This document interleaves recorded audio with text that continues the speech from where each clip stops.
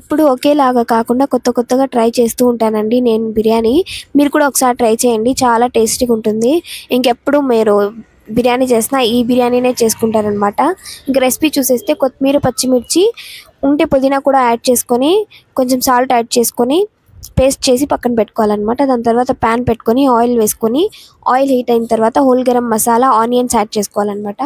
Onions brown అయిన తర్వాత అల్లం వెల్లుల్లి పేస్ట్ వేసుకొని, అది పచ్చివాసన పోయేంత వరకు వేయించుకొని, దాని తర్వాత మనం పేస్ట్ చేసి పెట్టుకున్నాం కదా, ఆ గ్రీన్ పేస్ట్ యాడ్ చేసేసుకోవాలి.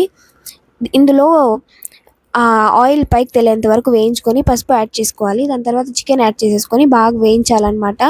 ఇంకా దాని తర్వాత దీంట్లోనే గరం మసాలా, ధనియాల పొడి, కొంచెం జీరా పొడి, పెరుగు యాడ్ చేసుకోవాలన్నమాట. దీంట్లో మనం కారం యూజ్ చేయమండి. ఇంకో టొమాటోస్ యాడ్ చేసుకొని అలాగే మూత పెట్టేసేయాలి. దాని తర్వాత కొద్దిసేపటి తర్వాత గరిటెతో కొంచెం తిప్పుకుంటే బాగా ఉడికిపోతాయి అన్నమాట టొమాటోస్. ఇంకా టేస్ట్కి తగ్గట్టు సాల్ట్ యాడ్ చేసేసుకొని, దాని తర్వాత 1 గ్లాస్ ఆఫ్ రైస్కి 2 గ్లాసెస్ ఆఫ్ వాటర్ యాడ్ చేసుకోవాలన్నమాట. ఇంకా ఎసరు వచ్చేసిన తర్వాత రైస్ వేసేసుకోవడమే అండి. రైస్ హాఫ్ అన్ అవర్ ముందే నానబెట్టుకోవాలి. ఇంకంతే, లాస్ట్లో ఈ స్టేజ్లో కొంచెం నిమ్మకాయ పిండుకుంటే అంతే అండి, రెడీ అయిపోతుంది.